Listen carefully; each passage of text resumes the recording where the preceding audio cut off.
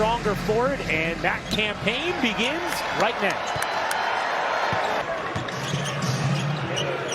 Maxey right into a three and knocks it down. Tyrese Maxey, that was last season, shot it at just under 43% from three after he was at 30% his rookie year. And he was lights out since the All-Star break. Oh, what a delivery. Irving, his three-point attempt. Maxey will pull up again and knock down another three. Step up on that, man, because that's exactly what he does. He's consistent from there, and speaking of pushing the pace, that's the type of tempo they will play at when Maxey is pushing the point. Gorgeous look from Simmons to Harris. Was short again, but Claxton there. Joe Harris missed the final 68 games last season as Maxey has 8 points early for Philadelphia. Irving, great look. Simmons, the flush in transition. The optionality Steve Nash has with who he can use where, but the size of Ben Simmons, they utilize Simmons to his strengths. And Steve Nash has talked so much. Here is Maxey, not that time. Durant comes up with a rebound. Nets looking to push. Irving feeds Claxton to the rim. Thus far, 0 for 3 elsewhere on the floor. Irving with 3 early assists. Here's Harris, the mismatch, and Tobias able to finish it. There's a lot of pieces here that you can understand why fans in Philadelphia are very excited about what this group can do this season. Simmons, excellent look. O'Neal just checked in and knocks down the three. Scored pass from Simmons, and O'Neal brings exactly that. When we talk about shooting, Royce O'Neal, one of those individuals.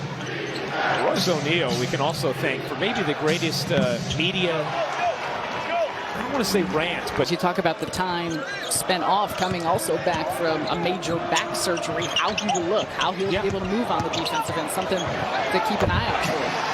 Easy money there for Kevin. And that's the hope. And again, it's the anticipation considering that he's essentially been off for 2 seasons. Well, of course, he was putting up some monster numbers, but even the seasons prior, not just with Indiana, but what he was doing in Phoenix. That record. Extraordinary. Extraordinary to see these individuals do such special things of which they pour their heart into. Tobias Harris knocks down a three, and Phil Maxey, 12 points, 3 of 4 from the floor. Maxey lobbing it up, and Reed puts it down. Tyree. And I think the fun thing to watch, too, even when James Harden came over. And Melton knocks down a three. Just their ability to play along early on, but the things that he had learned from Harden, and to continue to watch those two grow together and what Maxey can learn from him. Simmons, take a little hook shot, can't get it to go. Claxton finds Simmons cutting, and he will dump that one in.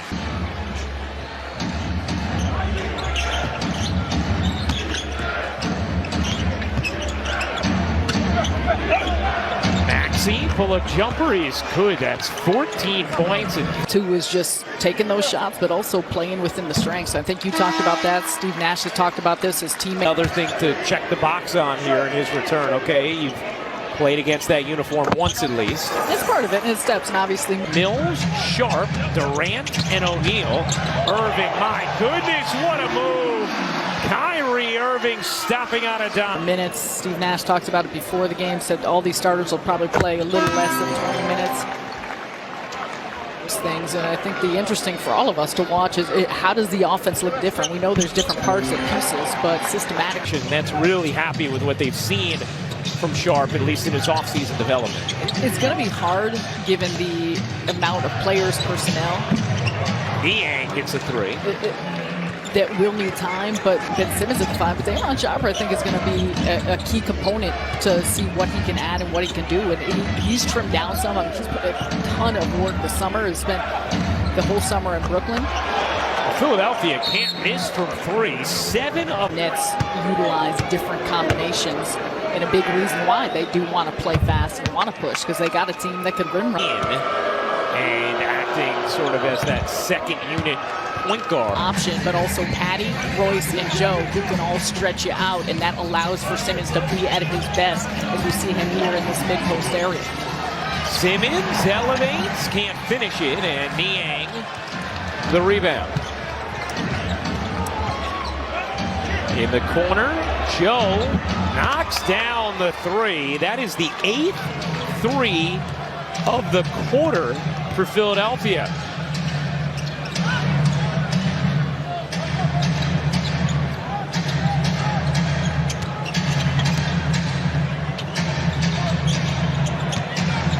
Simmons gives it up. Little bunch there between O'Neal and Sharp.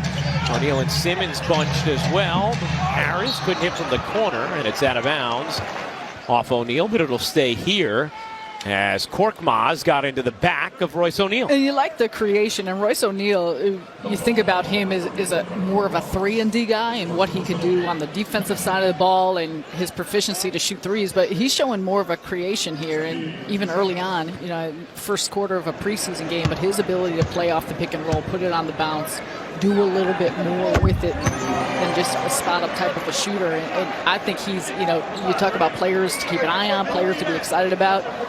You look at his resume, I think he's someone that's going to be a great add for this team. An undrafted guy, played 2 seasons in Europe.